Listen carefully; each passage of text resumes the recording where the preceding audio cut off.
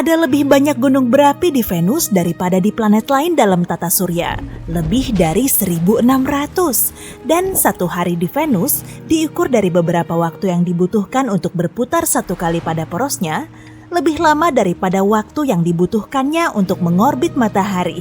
Wow, dan itu baru satu hari. Efek rumah kaca ekstrem menghangatkan permukaan planet ini hingga 465 derajat Celcius, cukup panas untuk melelehkan timah. Angin di sana mencapai kecepatan 724 km per jam di lapisan awan tengahnya, lebih cepat dari tornado tercepat di bumi.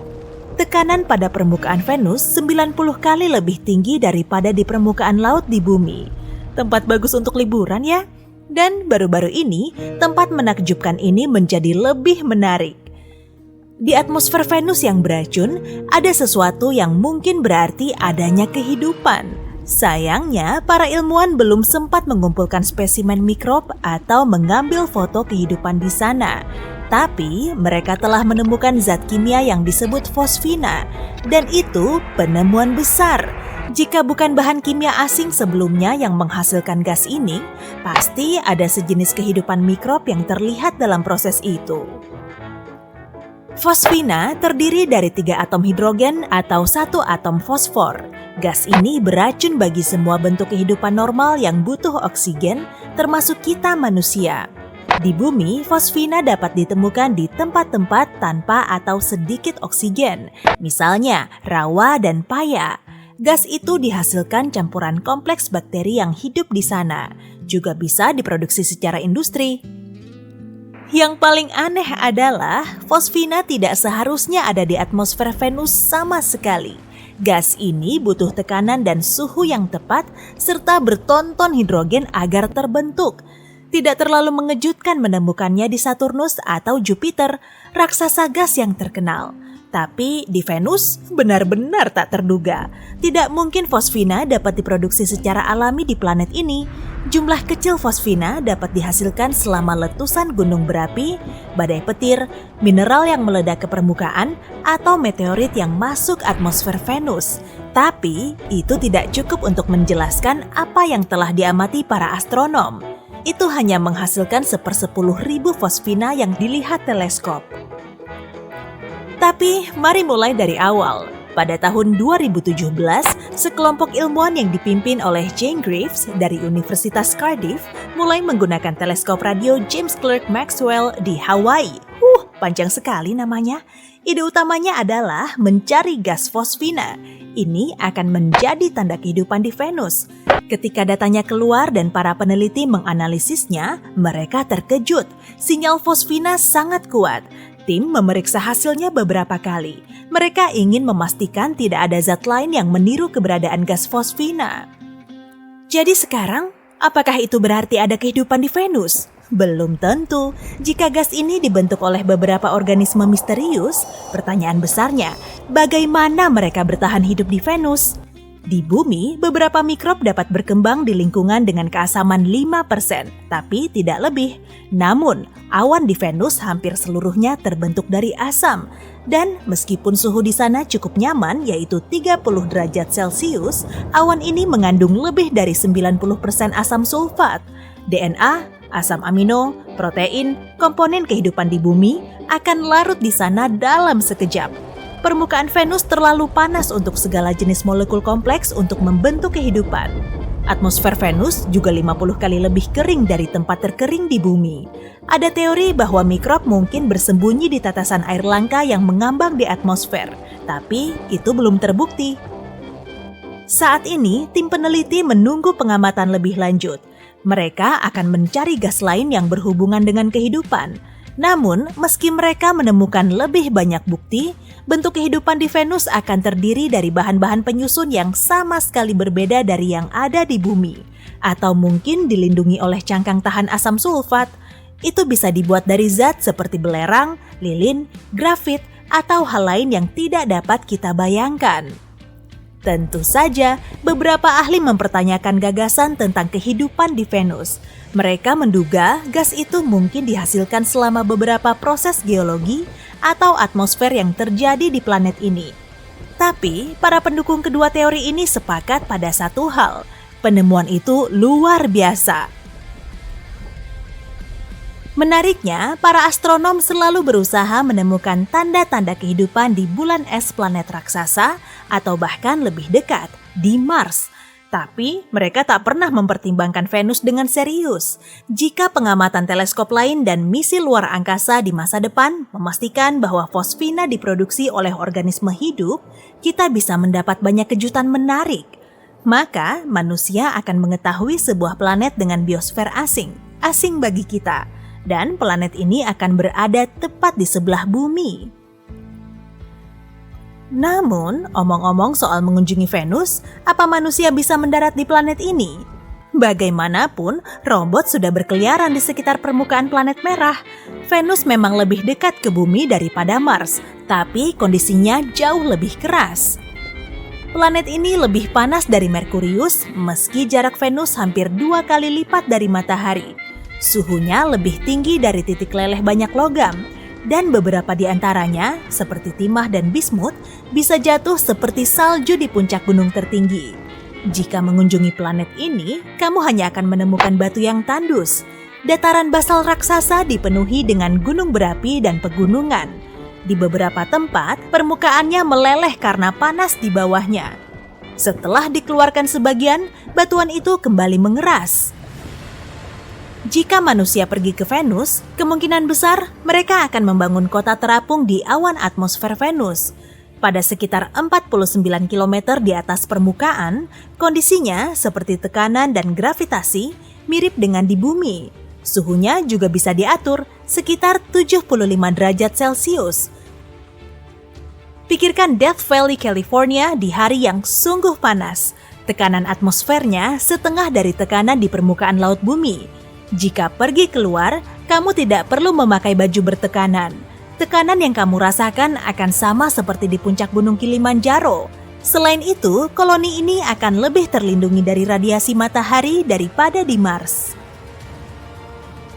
Jika atmosfer menjadi tujuan akhir misi itu, mendaratkan pesawat antariksa atau lebih tepatnya membuatnya melayang di udara akan terlihat sangat berbeda. Idenya adalah menggunakan kapal udara di atmosfer atas untuk jangka waktu yang lama. Kapal udara itu dengan terbungkus pelindung akan masuk atmosfer Venus dengan kecepatan 7.315 meter per detik. Dalam 7 menit berikutnya, kecepatannya turun menjadi 457 meter per detik. Setelah itu, parasut besar akan terbuka. Ini akan semakin memperlambat pesawat antariksa. Lalu keadaan akan agak sibuk, pelindung yang tak diperlukan lagi akan jatuh. Kapal udara itu kemudian akan mengembang sendiri sambil meluncur melalui atmosfer menuju permukaan planet. Kecepatannya setidaknya 100 meter per detik. Itu akan menjadi semakin besar dan gaya tarik serta angkatnya akan meningkat.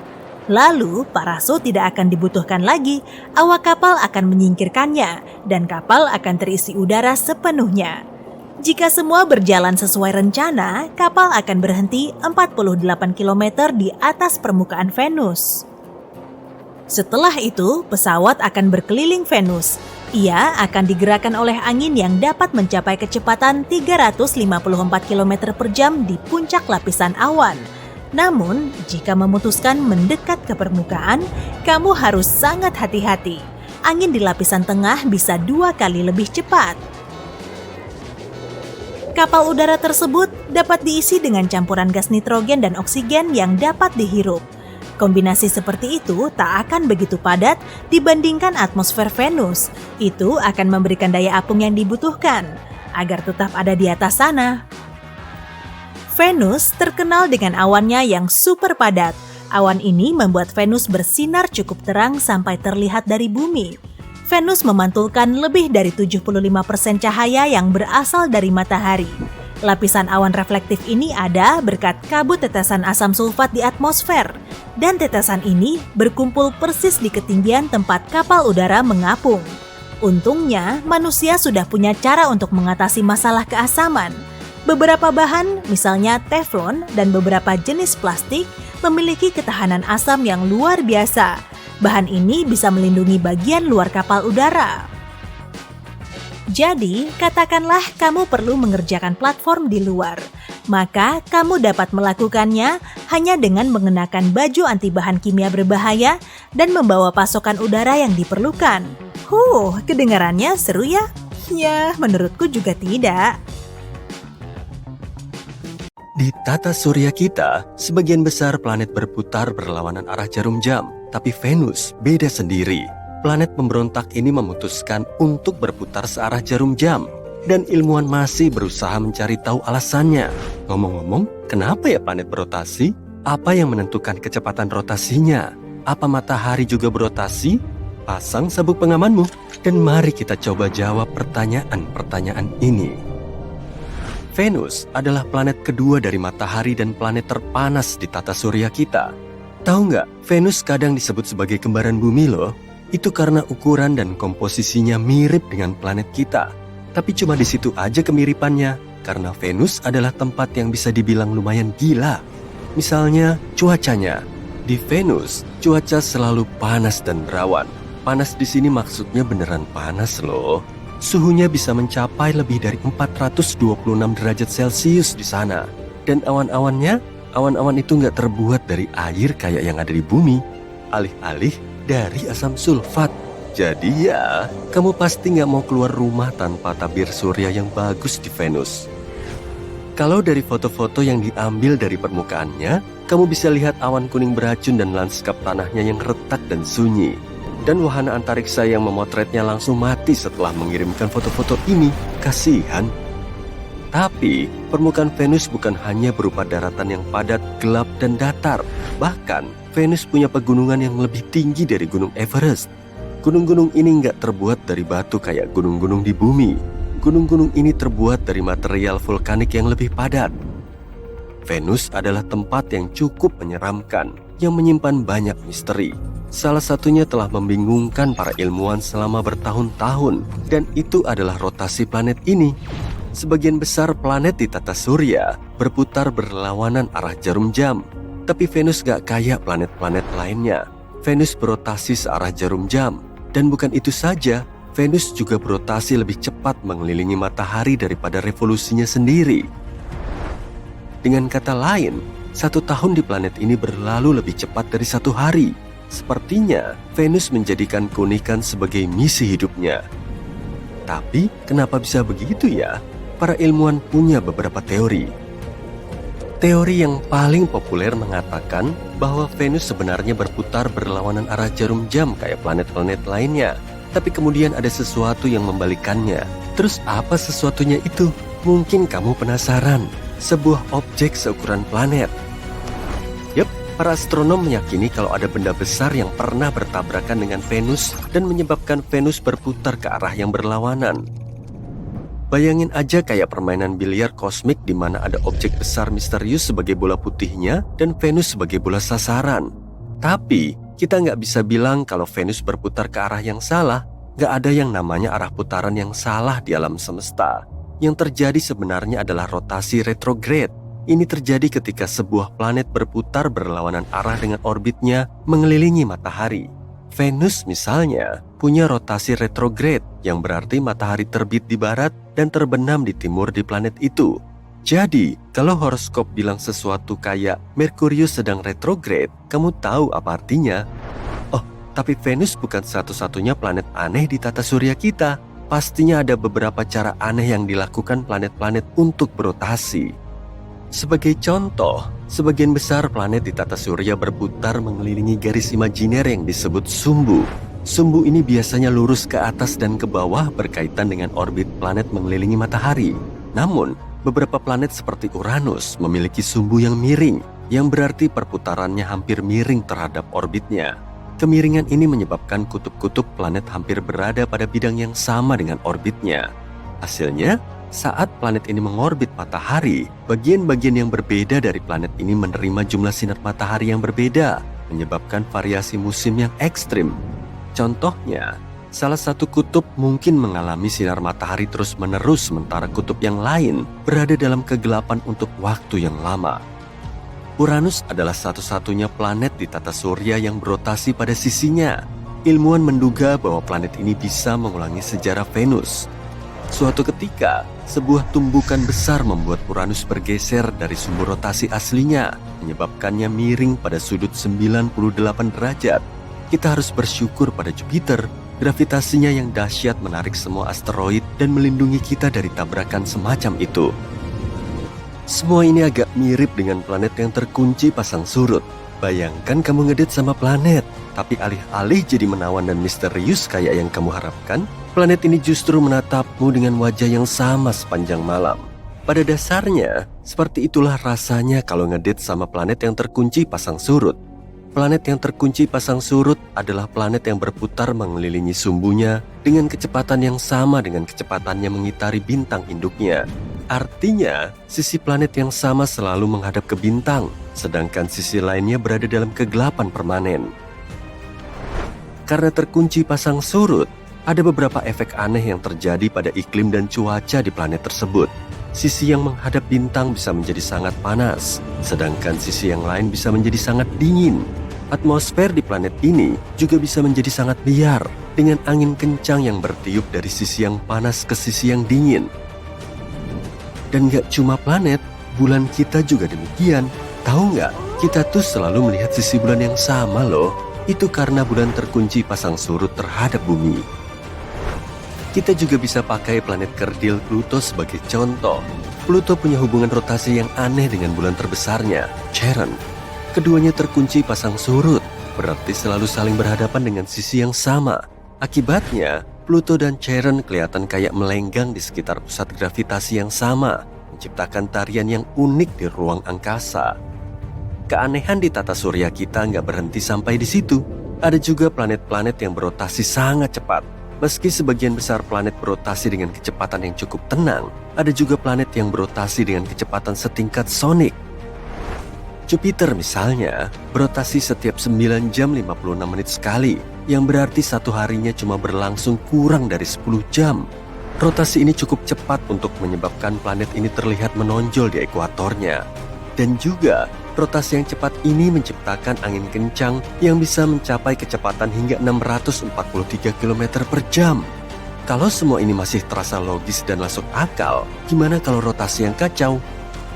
Yap, ada planet yang rotasinya nggak teratur dan nggak bisa diprediksi, sehingga dikenal sebagai rotasi kacau. Hal ini seringkali disebabkan oleh pengaruh gravitasi dari bulan-bulan di dekatnya atau planet-planet lain. Hal ini sebagian besar terjadi pada bulan dan objek-objek kecil seperti itu. Di tata surya kita, beberapa bulan di Pluto, Saturnus, dan Neptunus punya rotasi yang tidak teratur. Ngomong-ngomong, matahari juga berotasi loh, sama kayak planet. Namun, rotasinya nggak seragam. Ekuatornya berputar lebih cepat daripada kutubnya. Lumayan aneh ya. Fenomena ini menciptakan medan magnet yang bertanggung jawab atas fenomena seperti bintik matahari dan suar matahari. Tapi semua ini memunculkan topik yang menarik. Kenapa planet-planet berotasi? Ini mungkin terasa kayak pertanyaan konyol, tapi kamu bisa nggak menjawabnya? Jawabannya mungkin sedikit lebih sulit dari yang kamu bayangkan. Semuanya berawal sekitar 4,5 miliar tahun yang lalu saat terbentuknya tata surya. Ketika terbentuk, tata surya kita bermula dari awan gas dan debu yang besar. Ketika mulai mengerut karena gravitasinya sendiri, awan itu mulai berputar semakin cepat, seperti gasing. Gerakan berputar ini menyebabkan awan tersebut memipih, jadi berbentuk seperti piringan. Ketika awan terus mengerut, bagian tengahnya menjadi lebih padat dan lebih panas, dan akhirnya membentuk matahari. Sementara itu, materi di dalam piringan tadi mulai menggumpal dan membentuk planet-planet. Tapi, karena piringan itu udah berputar, gerakan berputar ini diwariskan ke planet-planet yang terbentuk. Dengan kata lain, planet-planet itu berotasi karena kelembaman. Planet-planet itu mewarisi gerakan berputar awan gas dan debu di tempat terbentuknya. Hal ini dikenal sebagai kekekalan momentum sudut. Ini adalah Bumi, batu ketiga dari matahari, si planet biru. Pasti kenal kan? Atmosfernya terdiri dari sekitar 78% nitrogen, 21% oksigen, dan 1% argon, uap air, serta karbon dioksida. Keseimbangan yang pas agar makhluk hidup bisa bernapas. Cuaca di sini juga sempurna bagi kehidupan. Gak kayak di tempat-tempat seperti Saturnus, Merkurius, atau objek langit lainnya di tata surya kita. Berkat kombinasi ini, kita punya troposfer. Ini adalah bagian terpadat atmosfer di planet kita dan tebalnya 8 hingga 15 km. Ini adalah lapisan atmosfer yang selalu memengaruhi cuaca kita dan menjamin kondisi yang tepat untuk kehidupan dan adanya perairan. Bumi duduk di jalur orbitnya, mengurus urusannya sendiri, berputar mengelilingi matahari, sampai Venus dan Mars mendekat dan mengganggu bumi kita. Mereka mau menemani bumi yang kesepian. Dua objek langit yang relatif besar dan bergerak menuju bumi ini punya dampak yang mengerikan bagi bumi, dimulai dari perubahan jalur lintas orbitnya. Orbit planet-planet di tata surya harus tetap seimbang agar tak ada yang rusak. Nah, kalau ada objek besar yang mendekati bumi, orbit kita pasti akan keluar jalur. Planet-planet ini akan berputar satu sama lain sehingga menyebabkan banyak bencana alam. Ini juga akan memengaruhi waktu rotasi kita yang berpotensi memperlambatnya. Hari tak akan berjalan lancar, melainkan melambat. Hewan yang bergantung pada siang hari perlu menyesuaikan lagi jam biologisnya. Hewan nokturnal juga perlu mencari cara untuk mengatasi malam yang panjang. Manusia sudah beradaptasi cukup baik dengan waktu 24 jam sehari. Waktu ini sendiri hanyalah konstruksi manusia untuk mengukur sesuatu. Kita akan kesulitan tidur dan menyesuaikan diri dengan hari yang panjang ini. Hewan laut mengandalkan aliran arus alami untuk bermigrasi di lautan. Dengan mendekatnya Mars dan Venus, mereka juga perlu menemukan jalur baru.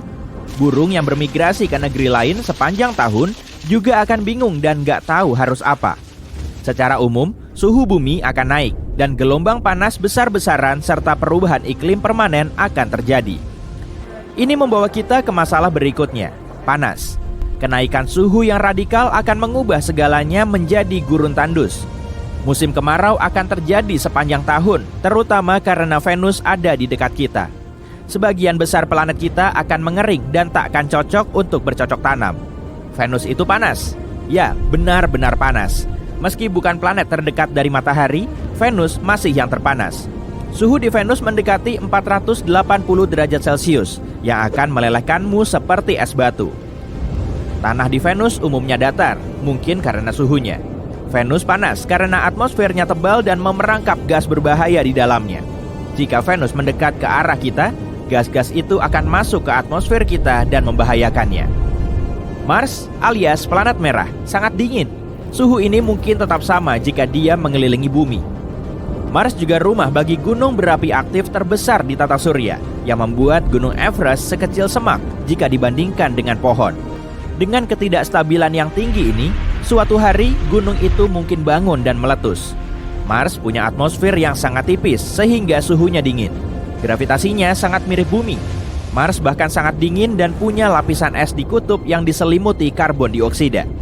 Sama seperti Merkurius, kamu hanya bisa bertahan di sana asalkan bisa menahan napas dan berada di titik tepat di antara matahari terbit dan terbenam. Ketiga planet yang mengorbit satu sama lain ini akhirnya akan bertabrakan. Tinggal menunggu waktu saja.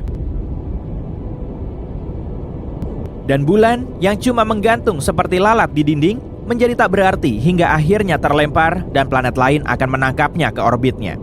Atau dalam kasus yang mengerikan, bulan akan menabrak salah satu dari dua planet pengganggu tadi. Bumi akan mengalami gelombang pasang super ekstrim. Dua planet baru yang berputar mengelilingi bumi ini akan menyebabkan ketidakseimbangan besar sehingga gravitasi kita menjadi tak kendali. Tiap gelombang pasang akan lebih besar dari yang sebelumnya dan akan menutupi lahan-lahan kering. Banyak pulau kecil yang tersebar di lautan akan tenggelam. Kota-kota pesisir juga akan menjadi rumah bagi ikan. Negara-negara datar pada umumnya akan butuh perahu untuk sarana transportasi. Bendungan dan tanggul tak akan cukup untuk menghentikan air masuk. Setiap orang harus pindah ke tempat yang lebih tinggi untuk menghindari banjir. Dengan iklim yang makin panas, tudung es kutub akan mencair seperti es krim di hari musim kemarau yang terik dan menaikkan level permukaan air. Dalam beberapa bulan, seluruh Arktik akan mencair. Eits, tunggu, masih ada lagi.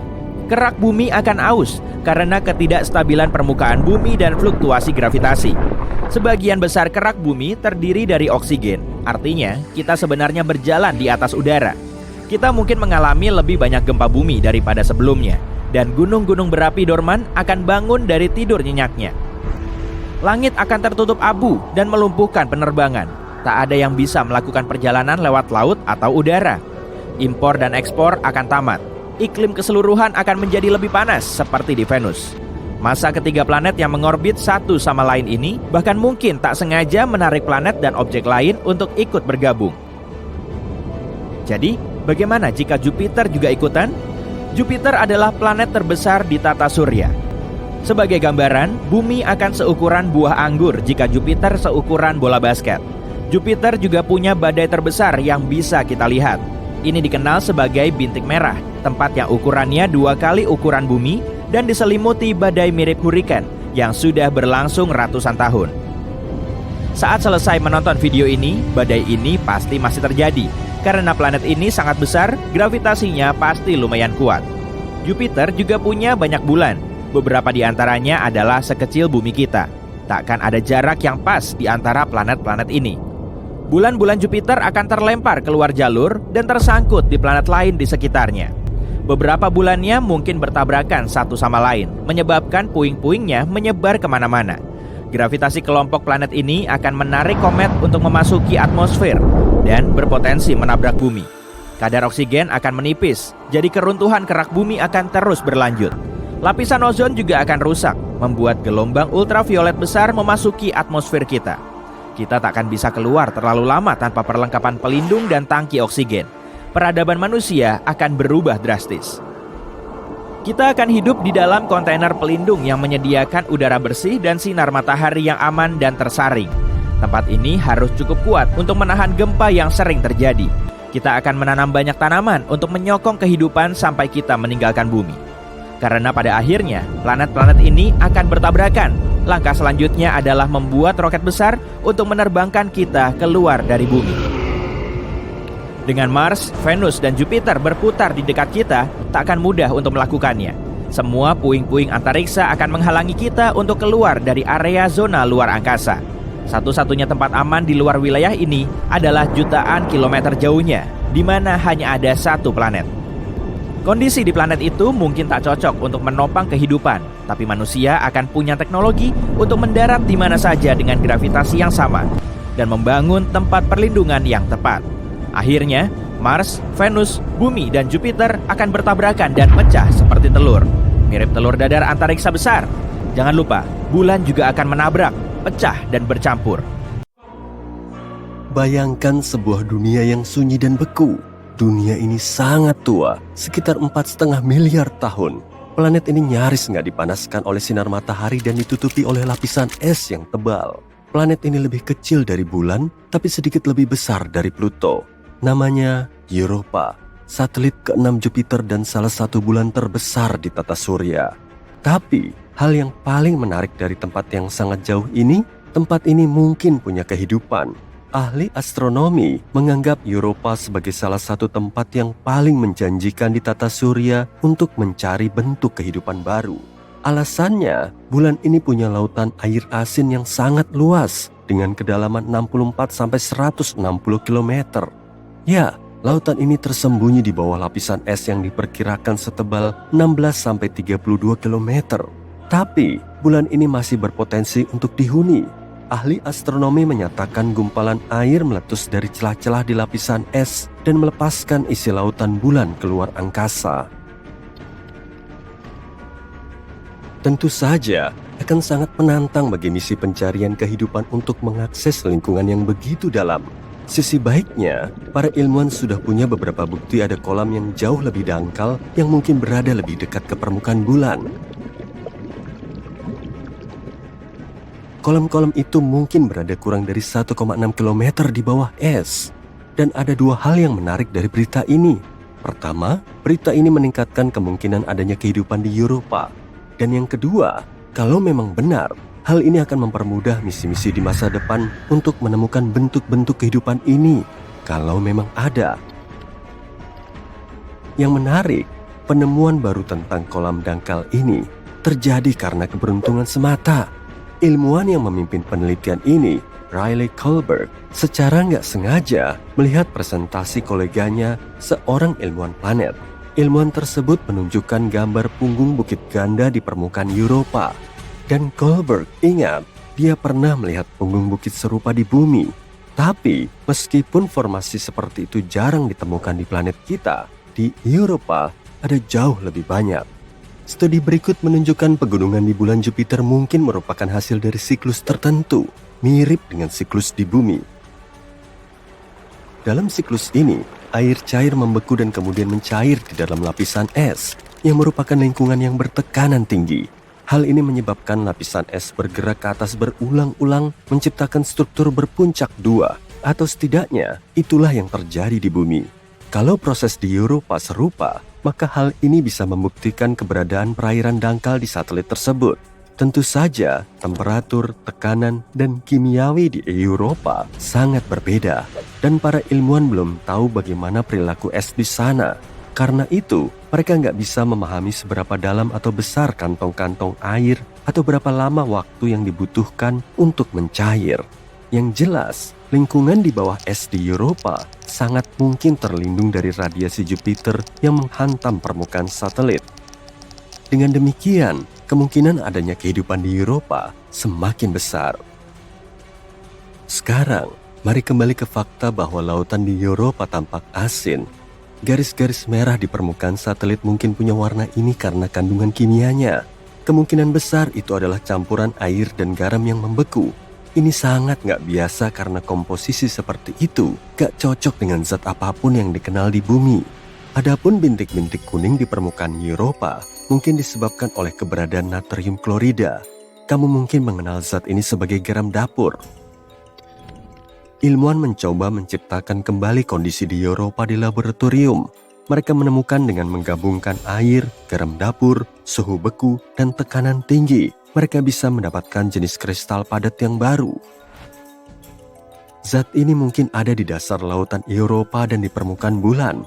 Tapi, selain informasi ini, peneliti masih belum tahu banyak. Mudah-mudahan kita akan menemukan jawaban atas beberapa pertanyaan ini sekitar tahun 2030. Pada saat itulah, sebuah misi bernama Europa Clipper yang akan diluncurkan oleh NASA mungkin akan mencapai Europa. Misi ini akan melakukan beberapa kali terbang lintas dan mencari tahu apakah ada bentuk kehidupan di bulan. JUICE, singkatan dari Jupiter Icy Moons Explorer, milik Badan Antariksa Eropa, juga akan mengunjungi Europa dalam beberapa tahun ke depan. Tapi Europa bukan satu-satunya tempat di tata surya yang mungkin menjadi tuan rumah atau pernah menjadi tuan rumah bagi kehidupan. Pada 2003, Mars Express, wahana antariksa yang diluncurkan oleh Badan Antariksa Eropa, menemukan metana di atmosfer Mars.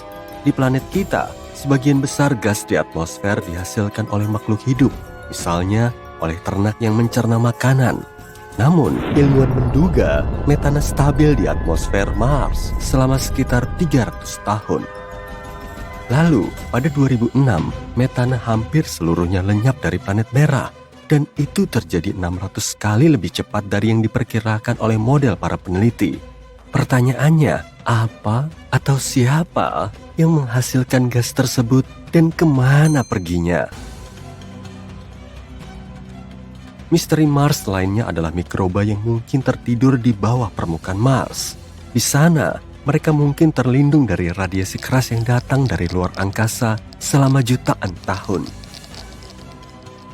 Para ilmuwan mensimulasikan kondisi di Mars di laboratorium untuk memeriksa apakah hal itu mungkin benar, dan mereka takjub saat mengetahui bakteri bisa dengan mudah bertahan hidup dalam kondisi seperti itu selama 280 juta tahun.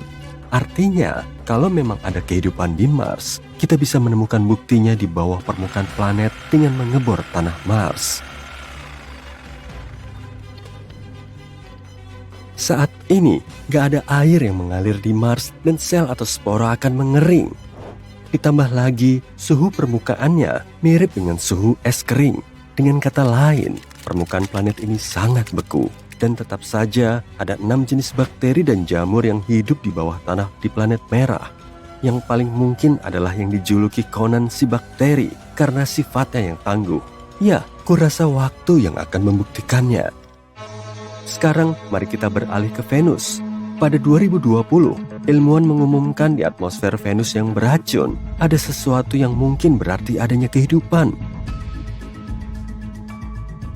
Sayangnya, ilmuwan nggak punya bukti karena nggak ada kesempatan untuk mengumpulkan spesimen mikroba atau mengambil foto kehidupan di luar bumi. Tapi mereka mengklaim telah menemukan bahan kimia yang disebut fosfin di sana, dan itu adalah hal yang besar. Kalau bukan bahan kimia yang sebelumnya nggak diketahui yang memproduksi gas ini, maka mungkin ada semacam kehidupan mikroba yang terlibat dalam prosesnya. Fosfin terdiri dari 3 atom hidrogen dan 1 atom fosfor. Gas ini beracun bagi semua bentuk kehidupan darat yang membutuhkan oksigen, termasuk manusia. Di planet kita, fosfin bisa ditemukan di tempat-tempat yang nggak memiliki atau hanya memiliki sedikit oksigen. Misalnya, rawa-rawa dan air payau. Gas ini dibuat oleh campuran kompleks bakteri yang hidup di sana. Ini juga bisa diproduksi secara industri. Kalau dipikir-pikir, fosfin nggak seharusnya ada di atmosfer Venus. Gas ini butuh tekanan dan temperatur yang tepat dan bertonton hidrogen untuk terbentuk. Gak mengherankan kalau kita menemukannya di Saturnus atau Jupiter, 2 planet raksasa gas yang terkenal. Tapi di Venus, benar-benar gak terduga. Gak mungkin fosfin bisa diproduksi secara alami di planet ini. Sejumlah kecil fosfin Gawat, ada badai. Buruan cari tempat berlindung. Kecepatan angin di luar sudah mencapai lebih dari 120 km per jam. Tiupannya kenceng banget. Tapi itu masih belum seberapa. Ada juga badai dahsyat yang kecepatannya mencapai 645 km per jam. Benar-benar super ngebut. Tapi untuk mengamatinya secara langsung, kamu perlu pergi ke Jupiter. Saatnya meluncur ke Jupiter. Planet ini sangat besar, ukurannya hampir 1.300 kalinya bumi. Kondisi di sana juga sangat panas karena suhu di intinya bisa mencapai 23.800 derajat Celcius. Sayangnya kamu nggak bisa mendarat di permukaan Jupiter karena si raksasa gas nggak punya permukaan padat. Tapi kamu masih bisa menembus atmosfer Jupiter. Lihat aja tuh, ada awan tebal berwarna coklat, kuning, merah, dan putih. Makanya planet ini kelihatan berwarna-warni dan bergaris-garis. Kalau kamu turun lagi menuju inti Jupiter, atmosfernya menjadi cair dan sebagian besarnya terdiri dari gas hidrogen dan helium. Hal ini disebabkan oleh tekanan atmosfer yang sangat kuat. Inti Jupiter sangat misterius, bahkan para saintis masih belum tahu kalau wujudnya berupa bola cair kental atau batuan padat yang masanya 14-18 kali dari massa bumi. Tapi perjalananmu kali ini bukan untuk menjelajahi Jupiter, kamu lebih tertarik pada bintik merah raksasanya. Badai dahsyat ini berada di belahan selatan Jupiter dan bagian atasnya menjulang sampai lebih dari 8 km di atas puncak awan di sekitarnya. Badai ini 1,3 kali lebih lebar dari planet kita. Pada tahun 2017, probe Juno milik NASA telah ngumpulin banyak data tentang bintik merah raksasa. Dan ternyata badai raksasa ini turun lebih dari 300 km ke atmosfer Jupiter. Kedalaman segitu setara dengan 30 hingga 100 kali lipat dari kedalaman laut di bumi. Tapi kemungkinan besar pengukuran ini masih belum tepat dan akar badainya bisa aja menghujam ke dalam lagi. Bintik merah raksasa lebih dingin dari atmosfer lain di Jupiter, padahal suhu lapisan atasnya mencapai minus 148 derajat Celcius. Dan di dekat intinya, suhu ini akan terus naik. Tapi anehnya, suhu tertinggi yang pernah tercatat di Jupiter berlangsung di atmosfer atas bintik merah raksasa. Saat itu, suhunya mencapai lebih dari 1.300 derajat Celcius, lebih panas dari suhu lava di planet kita. Para astronom meyakini turbulensi yang disebabkan oleh badai ini bisa menghasilkan gelombang gravitasi dan suara yang mengakibatkan pemanasan super. Tapi suhu badai di bagian bawah ternyata lebih hangat daripada di bagian atas. Pusaran yang terus bergerak di Jupiter telah teramati selama lebih dari 150 tahun. Para astronom memprediksi badai ini perlahan akan melambat dan mengecil hingga akhirnya hilang total. Tapi sebetulnya bukan itu masalahnya. Setelah menganalisis semua data yang didapat dari teleskop luar angkasa Hubble, para peneliti dibuat bingung saat tahu angin di batas luar badai ini justru makin cepat. Selisih maksimalnya mencapai 2,5 km per jam selama 1 tahun di bumi. Meski perubahannya terbilang kecil, informasi ini tetap penting. Kecepatan angin di tepi badai bisa mencapai 643 km per jam atau lebih ngebut dari tornado di bumi. Tapi kecepatan di pusat badai nggak sengebut tepinya, tiupan angin di situ jauh lebih lambat. Para saintis menghadapi banyak tantangan saat mengamati bintik merah raksasa dan pemicu badai ini masih jadi misteri. Mungkin sifat Jupiter memang begitu. Sebagai raksasa gas, Jupiter nggak punya permukaan padat, jadi di situ nggak ada gesekan. Mungkin inilah yang mengakibatkan badai tersebut melemah. Gas panas di atmosfer Jupiter selalu bergerak, naik, turun, dan berputar-putar. Hal serupa juga terjadi di bumi. Udara dingin dan hangat saling bercampur, menyatu, lalu menghasilkan badai dahsyat yang berputar-putar. Para astronom memperkirakan sejumlah badai dahsyat mungkin telah menyatu dan menghasilkan bintik merah raksasa. Badai ini terus menarik gas dingin dari bawah dan gas panas dari atas. Apalagi pusaran lain yang lebih kecil juga mungkin terserap ke dalamnya, lalu terbentuklah bintik merah raksasa yang makin kuat. Sayangnya para astronom nggak bisa mengamati atmosfer rendah di Jupiter karena terhalang oleh awan tebal. Bahkan selama bertahun-tahun, para saintis telah berspekulasi tentang misteri di bawah bintik merah raksasa. Mungkin ada gunung berapi besar? Kayaknya enggak deh. Jupiter mengandung banyak gas dan nggak punya kerak, jadi permukaannya nggak bisa retak atau ngeluarin lava dari inti planet. Sejumlah teori telah ngejelasin penyebab warna khas pada bintik merah raksasa. Warnanya bervariasi dari salmon keputihan dan salmon pucat hingga jingga cerah dan merah bata. Beberapa saintis meyakini jawabannya terdapat di bawah bintik merah besar di dekat permukaan Jupiter. Lapisan gas tanpa warna mungkin telah bereaksi dengan radiasi ultraviolet yang berasal dari matahari. Fenomena ini mungkin telah menghasilkan warna merah pada badai, tapi itu masih teori, jadi nggak ada yang tahu pasti. Jupiter bukan satu-satunya planet yang punya badai raksasa. Badai serupa juga ada di Saturnus, tapi badai di sana disebut bintik putih raksasa. Wah, bagus juga ya nama-namanya. Badai ini punya ekor awan putih di sekitar Saturnus dan akan muncul tiap 30-an tahun sekali.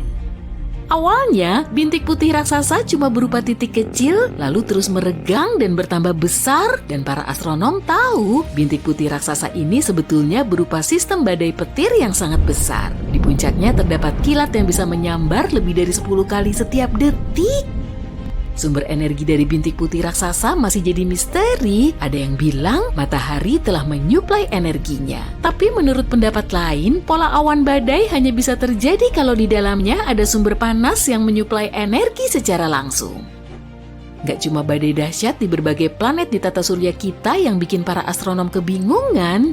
Oke, saatnya kita pindah ke Pluto. Planet kerdil ini diketahui berukuran paling besar di tata surya kita. Atmosfer Pluto sangat tinggi di atas permukaannya dan memiliki lebih dari 20 lapisan. Semua lapisan ini sangat dingin dan super padat.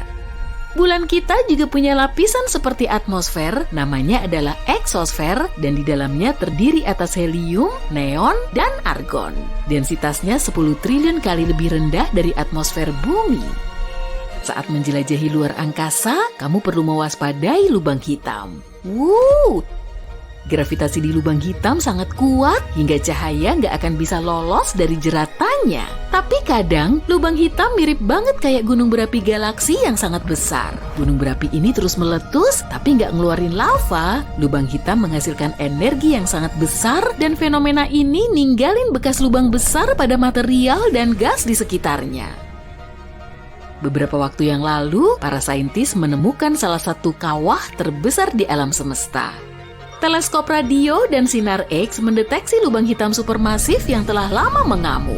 Lokasinya ada di gugus galaksi sekitar 390 juta tahun cahaya dari bumi. Ukuran kawah ini kurang lebih 15 kalinya galaksi Bima Sakti. Pasti gede banget kan? Selama berada di luar angkasa, kamu nggak boleh sembarangan mendarat di planet asing. Bisa-bisa kamu akan terjebak di planet K2141b yang berada di luar tata surya kita. Planet ini sekilas kelihatan mirip dengan bumi kita. Ada air laut yang menguap, menghasilkan awan, mengembun, lalu jatuh lagi ke permukaan planet sebagai hujan. Bedanya, hujan di sini nggak berupa air, tapi batu.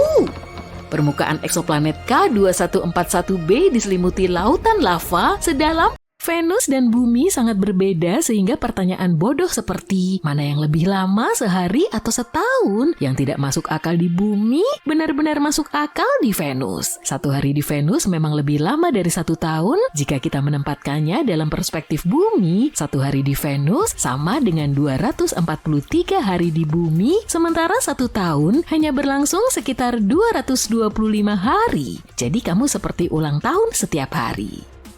Venus sering dijuluki kembaran jahat bumi. Perbedaan keduanya sangat mencolok sehingga kamu akan mengira dua planet ini berasal dari galaksi yang berbeda.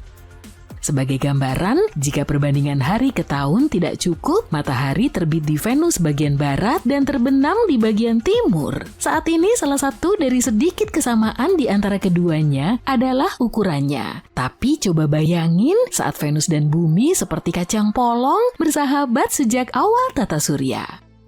Venus dulunya adalah pusat kehidupan. Para ilmuwan NASA menduga Venus mungkin pernah memiliki samudra dengan air yang cair dan suhu permukaan yang bisa mendukung kehidupan hingga 2 miliar tahun. Tapi Venus di masa kini adalah cerita yang berbeda. Kita berbicara tentang suhu yang ekstrem dan atmosfer karbon dioksida yang tebal.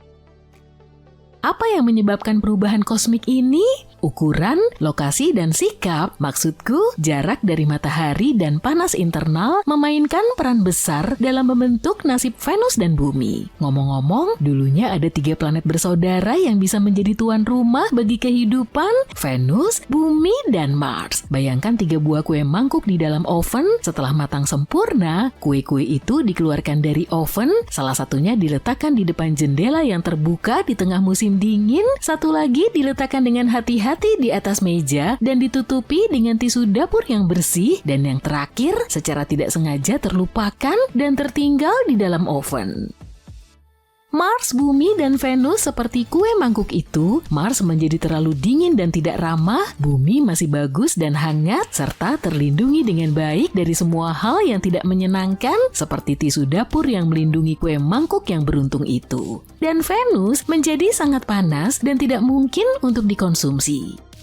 Dalam hal perkembangan, bumi mengambil rute yang lambat dan stabil, mempertahankan lautan, atmosfer yang stabil, dan keanekaragaman hayati. Venus di sisi lain meningkatkan suhu, menguapkan lautan, dan menghasilkan gas rumah kaca. Akibatnya kita memiliki planet yang akan mencair lebih cepat daripada manusia salju di musim panas. Sebaliknya, Mars akan mengubahmu menjadi es loli dalam hitungan detik. Tapi kemungkinan besar, Mars pernah cukup ramah di masa lalu. Beberapa ilmuwan percaya bahwa Mars dulunya dipenuhi dengan sungai dan danau yang mengalir dan tidak kekurangan air. Bahkan saat ini, Mars masih memiliki lautan yang disebut Oceanus Borealis, atau lebih tepatnya, sisa-sisa lautan yang dulunya pernah ada. Samudra ini kehilangan hampir semua airnya seiring berjalannya waktu. Kini sumber air di Mars berasal dari lapisan es di kutub dan mineral di bebatuan. Menurut perkiraan, hanya 1% dari seluruh air yang menguap, sementara 99%-nya masih terkunci di planet merah. Lapisan es di kutub cukup mudah dipahami karena kita juga punya itu di bumi, tapi batuan yang mengandung air? Simple, setidaknya ada 4 jenis mineral hidrat di Mars. Ada lempung hidrat yang terbuat dari silikon oksigen, dan yang lebih kerennya lagi, lempung ini bisa mengandung magnesium dan besi yang merupakan sulfat hidrat berbasis sulfur. Jangan bilang iyuh, aku tahu kamu membayangkan bau telur busuk, tapi itu ciri khas hidrogen sulfur dan bukan hanya belerang. Mineral ini memiliki air yang terkandung dalam formula kimianya. Ada juga silika hidrat yang memiliki air yang terkunci dalam formulanya. Para ilmuwan telah bereksperimen dengan menanam tanaman dalam kondisi mirip Mars dan berhasil dengan alfalfa. Memanen alfalfa juga membantu meningkatkan pertumbuhan tanaman lain seperti lobak dan selada. Meskipun air mungkin tersedia di planet merah, udara di Mars sebagian besar terdiri dari karbon dioksida. Sisi terangnya, Mars Oxygen In Situ Resource Utilization Experiment atau disingkat MOXIE dapat menghasilkan oksigen di Mars yang bisa menjadi sangat penting untuk misi di masa depan. Untuk sumber energi di Mars, energi matahari, angin, dan panas planet adalah beberapa pilihan yang menjanjikan. Tenaga surya kurang efektif di Mars karena sinar matahari yang lebih lemah dan adanya badai debu, tapi tenaga angin dan energi panas planet bisa menjadi alternatif yang bisa diandalkan. Dengan adanya sumber-sumber ini, manusia berpotensi untuk mempertahankan kehidupan di Mars. Tapi, yuk kita kembali membandingkan planet-planet saudara kita. Meskipun Mars dan Bumi memiliki bulan, dan Mars bahkan memiliki 2 bulan, Venus tidak memiliki bulan sama seperti Merkurius. Karena jaraknya yang dekat dengan matahari dan tarikan gravitasi bintang yang kuat, Merkurius tidak memiliki kemampuan untuk mempertahankan bulannya sendiri. Kemungkinan bulan yang mengorbit Merkurius akan bertabrakan dengan planet ini atau tertarik ke orbit matahari sangat besar. Ini semua sudah jelas dan bisa dimengerti, tapi ketiadaan bulan di sekitar Venus masih menjadi teka-teki yang belum terpecahkan bagi para ilmuwan. Meskipun Venus memiliki suhu yang sangat panas, para ilmuwan berpikir bahwa Venus mungkin tidak terlalu bersahabat dengan kehidupan seperti yang kita duga sebelumnya. Sebuah studi MIT baru-baru ini menemukan 19 asam amino yang bertahan dalam larutan mirip Venus selama 1 bulan penuh. Ya, beberapa di antaranya menyukai suhu panas. Selain itu, Rocket Lab dan Massachusetts Institute of Technology bekerja sama untuk mengirimkan wahana antariksa tanpa awak Venus Livefinder dalam sebuah misi ke Venus. Wahana ini akan mencari tanda-tanda kehidupan di atmosfer Venus dengan menggunakan instrumen khusus yang disebut Autofluorescing Nevelometer. Tidak, aku nggak mengada-ngada. Misi yang semula dijadwalkan untuk diluncurkan pada tahun 2023 kini diundur ke bulan Desember 2024 dan akan tiba di Venus pada bulan Mei 2025. Tujuan dari misi ini adalah untuk menemukan senyawa organik di atmosfer Venus yang dapat menunjukkan kemungkinan adanya kondisi yang dapat dihuni di lapisan awan. Wahana ini dirancang dengan tahap penjelajahan Photon Explorer dan wahana atmosfer ringkas yang dilengkapi dengan alat nevelometer. Wahana kecil ini akan menjelajahi atmosfer Venus dan mengumpulkan data tentang partikel awan dan senyawa organik. Pada tahun 2020, para ilmuwan membuat pengumuman besar tentang penemuan fosfin di Venus, sebuah senyawa yang dapat dikaitkan dengan kehidupan. Meskipun mereka masih berusaha untuk mengkonfirmasi hal ini dengan menggunakan informasi dari teleskop atau bahkan misi masa lalu, mungkin ada bukti yang tersembunyi dalam data lama NASA yang diterima dari Venus yang dapat menjelaskan penemuan ini. Potensi keberadaan fosfin di Venus telah menimbulkan kegembiraan serta kehati-hatian di antara para ilmuwan. Untuk memastikannya, mereka membutuhkan lebih banyak data dari teleskop atau misi antariksa baru. Jika mereka menemukan gas ini, itu bisa berarti ada suatu bentuk kehidupan yang memproduksinya di awan-awan planet ini. Penemuan ini akan menjadi langkah besar untuk memahami Venus dengan lebih baik.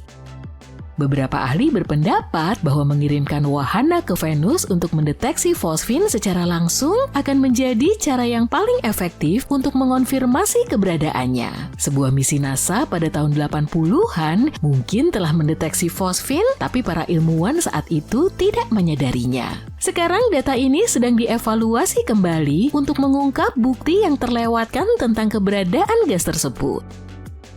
Hal ini juga bisa menunjukkan senyawa tersebut telah berada di atmosfer Venus selama beberapa dekade sehingga menimbulkan pertanyaan tentang sumbernya. Tapi tidak semua orang yakin dengan interpretasi ini sehingga menimbulkan perdebatan di antara para ilmuwan tentang sifat sebenarnya dari gas yang terdeteksi.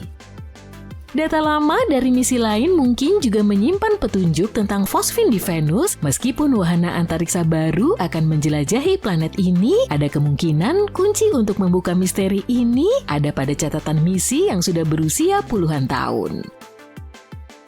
Secara keseluruhan, sudah ada 46 misi antariksa ke Venus, termasuk beberapa terbang lintas di mana gravitasi memberikan bantuan. Terakhir kali kita berhasil mendaratkan wahana antariksa di Venus adalah pada bulan Juni 1985 sebagai bagian dari misi Vega 2. Yuk kita lihat apa yang akan ditemukan oleh Venus Life Finder. Tata surya kita penuh dengan objek-objek misterius yang berasal dari mana-mana. Pada bulan Oktober 2017, para peneliti di Hawaii melihat benda misterius yang mereka namai Oumuamua. Ini berarti pengunjung dari negeri yang jauh dalam bahasa Hawaii, atau itu adalah seekor sapi yang sangat besar. Benda ini mengikuti orbit pelarian, benar-benar melarikan diri dari tarikan gravitasi planetnya, seperti melempar bola keluar angkasa dan tidak akan pernah kembali lagi. Artinya, benda aneh ini datang dari suatu tempat di luar tata surya kita. Ada banyak sekali teori tentang benda itu, mulai dari asteroid sederhana hingga pesawat luar angkasa. Para ilmuwan bahkan mengira benda itu adalah bongkahan es nitrogen dari planet yang mirip Pluto. Bentuknya yang aneh hanya menambah misteri. Perubahan besar pada kurva cahaya menunjukkan bahwa benda ini bisa saja memanjang, seperti tabung, atau lebih pipih, seperti panekuk. Benda ini tidak seperti benda yang pernah kita lihat. Oumuamua tidak berperilaku seperti komet atau asteroid. Komet berbentuk es dan memiliki ekor yang terang saat melintas dekat matahari. Sedangkan asteroid pada dasarnya hanya berupa batuan dan tidak memiliki ekor. Oumuamua tidak memiliki ekor dan tidak melepaskan gas. Seperti aku, tapi ia juga bukan batuan biasa. Permukaannya sangat mengkilap, hampir seperti logam yang dipoles. Ketika melintasi matahari, Oumuamua melesat dengan cepat seolah-olah ada roket yang menumpanginya. Dan bukan gravitasi matahari yang memberi dorongan tiba-tiba pada Oumuamua. Para ilmuwan tidak tahu pasti apa penyebabnya. Jadi, apa ya? Setelah bertahun-tahun melakukan penelitian, para ilmuwan sekarang berpikir bahwa Oumuamua mungkin adalah komet dengan hidrogen beku di permukaannya. Hidrogen ini bereaksi dengan sinar matahari, mempercepat komet dan mengubah lintasannya. Oumuamua kemungkinan besar mendapatkan semua hidrogen tersebut karena terpapar banyak sekali sinar kosmik dalam waktu yang lama. Warna merah yang indah juga dihasilkan dari sinar-sinar tersebut. Oumuamua adalah pengunjung dari tata surya yang masih muda dan kacau, di mana tabrakan dan migrasi terjadi setiap saat. Sistem seperti itu sering melontarkan banyak objek kecil. Oumuamua mungkin didorong oleh planet seperti Jupiter yang gravitasinya sangat kuat sehingga bisa melontarkan benda-benda besar ke luar angkasa. Hal yang sama juga sering terjadi pada komet. Oumuamua sudah meninggalkan tata surya kita, meskipun objek serupa kadang-kadang mengunjungi kita sekitar 1 kali per tahun. Untuk mengetahui lebih banyak tentang tamu misterius ini, para astronom berencana mengirim wahana untuk mengejar Oumuamua. Wahana ini akan memanfaatkan orbit bumi dan Jupiter untuk meluncur dengan cepat agar bisa mengejar komet tersebut. Tapi, sebagian tamu tak terduga itu tinggal lebih lama. Pada bulan Oktober 2019, teleskop luar angkasa Hubble milik NASA memotret sebuah komet kebiruan yang membawa debu dan gas. Komet tersebut sudah berada di dalam tata surya pada saat itu, sekitar hampir 500 juta kilometer jauhnya dari bumi, di suatu tempat di antara Mars dan Jupiter. Kita bisa melihat debu yang berpendar mengelilinginya, tapi kita belum bisa melihat inti komet karena ukurannya yang terlalu kecil. Nah, kecil itu relatif di sini. Benda ini berukuran sekitar 975 meter atau sama dengan 9 lapangan sepak bola. Pada bulan Maret, foto-foto Hubble menunjukkan kalau ada pecahan kecil komet yang memisahkan diri dari inti komet. Artinya, komet ini sangat aktif, tidak seperti Oumuamua. Ketika mengamatinya lebih jauh, kami menemukan bahwa inti planet ini merupakan campuran partikel es dan debu yang lepas. Permukaannya juga sangat mirip dengan yang lain, dengan area kasar dan selimut halus puing-puing es dan debu. Komet ini ditemukan oleh astronom amatir Gennady Borisov, sehingga diberi nama Komet 2I Borisov. Selamat, para ilmuwan dengan cepat mengonfirmasi bahwa komet ini berasal dari luar tata surya. Dan benda-benda ini benar-benar membuat para turis antusias. Benda ini melaju dengan kecepatan luar biasa, yaitu sekitar 177.028 km per jam. Itu cukup cepat untuk mengelilingi bumi 4 kali hanya dalam waktu 1 jam. Kunjungan ini sangat menarik karena beberapa alasan. Sebagian besar komet di tata surya kita berasal dari sabuk Kuiper atau awan Oort. Sabuk Kuiper adalah area di luar orbit Neptunus. Sabuk Kuiper seperti cincin besar yang mengelilingi matahari yang dipenuhi dengan banyak objek kecil dan es. Semuanya merupakan sisa-sisa benda purba yang berasal dari masa ketika tata surya kita masih sangat muda. Awan Oort lebih jauh lagi. Awan ini seperti gelembung raksasa di sekeliling tata surya. Juga dipenuhi objek-objek es yang sangat tua. Sebagian besar komet periode panjang berasal dari sana. Tapi dari mana asal komet 2I Borisov? Kita masih belum tahu pasti. Para ilmuwan mengatakan bahwa kemungkinan besar ia terbentuk di sistem bintang lain yang bisa jadi lebih muda atau lebih tua dari tata surya kita. Aneh juga kalau ada pilihan ketiga, NASA. Bagaimanapun, ia mungkin telah ditendang keluar dari sistem asalnya, seperti halnya Oumuamua. Meskipun komet 2I Borisov terlalu kecil untuk mempertahankan atmosfernya sendiri, komet ini mengalami koma ketika mendekati matahari. Koma adalah nama yang lucu untuk awan gas dan debu bercahaya yang mengelilingi inti komet. Awan ini terbentuk ketika panas matahari menyebabkan es komet menguap, melepaskan debu dan gas ke angkasa. Yang satu ini lebih bersahabat daripada Oumuamua dan memberi kita lebih banyak waktu untuk mempelajarinya. Hasilnya, kita belajar lebih banyak tentang sifat-sifat uniknya yang keren. Misalnya, ia tidak pernah berinteraksi dengan bintang lain. Tapi sayangnya, Borisov juga harus pergi. Sekarang ia berada di jalur yang akan membawanya kembali ke ruang antar bintang. Namun masih banyak pengunjung yang akan datang. Dan kamu mungkin pernah mendengar tentang yang satu ini. Komet besar 1996, itulah sebutan untuk komet Hyakutake.